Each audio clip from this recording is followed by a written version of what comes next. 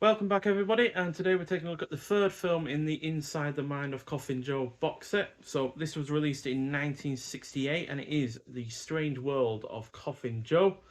So this is an anthology horror film, clocked in at 82 minutes long. So it's about Coffin Joe, who presents an anthology film which tells three macabre tales, all delightfully demented, perverted, and grotesque. So Coffin Joe basically just introduces the film, and that's his only real involvement in the film overall. Although lead actor and director, um, what was his name again? Jose Mojica Marins. He is in the third story in this anthology film. So yeah, the first story is called The Doll Maker, and it's a story about a local doll maker who is very popular for realistic dolls, which are made by his four beautiful daughters.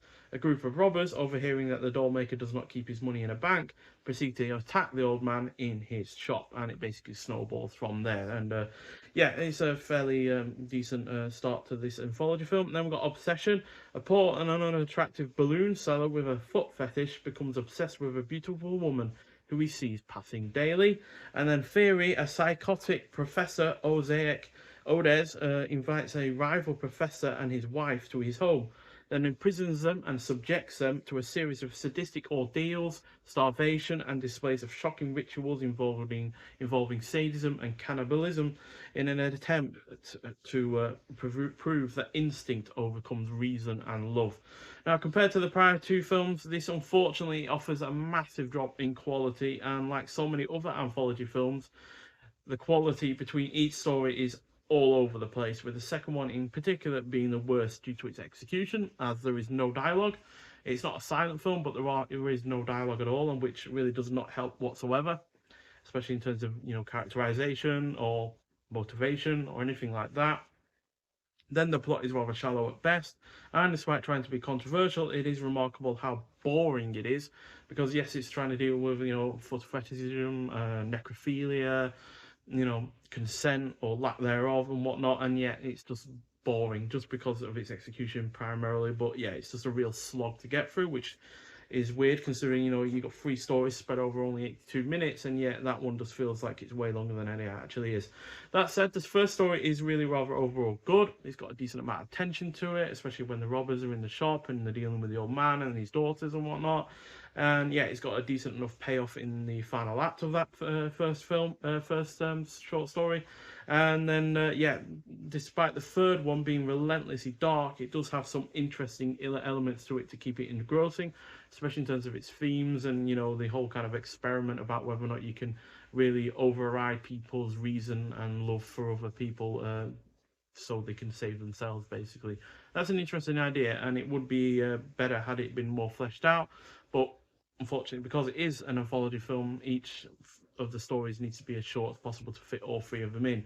So yeah, that could have definitely done with some more expansion to it. But yeah, unfortunately, it's just not particularly satisfactory overall as an anthology film, and neither is it all that particularly enjoyable. But thankfully, at least the first and third stories are at least decent enough to make up for the second one. But still, overall, still a drop in quality. Unfortunately, I gave the first film 4.5 out of 5, the second 4 out of 5, and this is only going to get 3 out of 5, unfortunately. And even then, that is a tentative 3 out of 5, given the second story is really rather weak.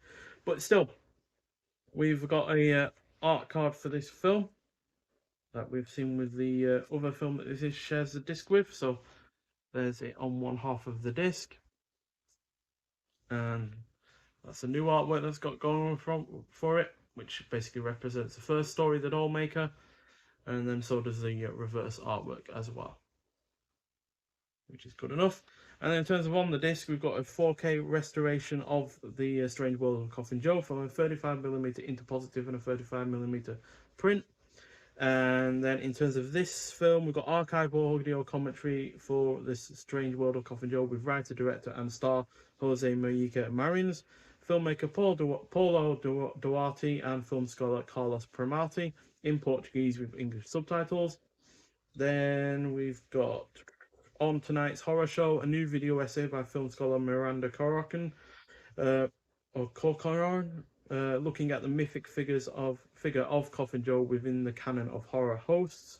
So obviously we've had plenty of horror hosts throughout the years. Wouldn't say this one's the best. And then we've got an alternative ending for The Strange World of Coffin Joe with commentary by Jose Mujica Marins. Then we've got a theatrical trailer as well for it. Yeah, and the new artwork that guys you have seen. So yeah, a little bit on the underwhelming side, unfortunately. Hopefully, once we've got back to non-anthology films, these series of films, although they're obviously quite loosely connected, picks up, because yeah, I really don't want the quality of the films to drop anymore, because yeah, if we're gonna get several films in a row that are less than 3 out of 5, then yeah, this box set is ultimately going to be not quite worth it. So yeah, but I'm going to keep my hopes up, especially considering how good the first 2 films were. So yeah, but nonetheless, if you've seen this film before, I'd like to hear your thoughts on it. But yeah, thank you for watching, and I'll see you in the next one. Bye.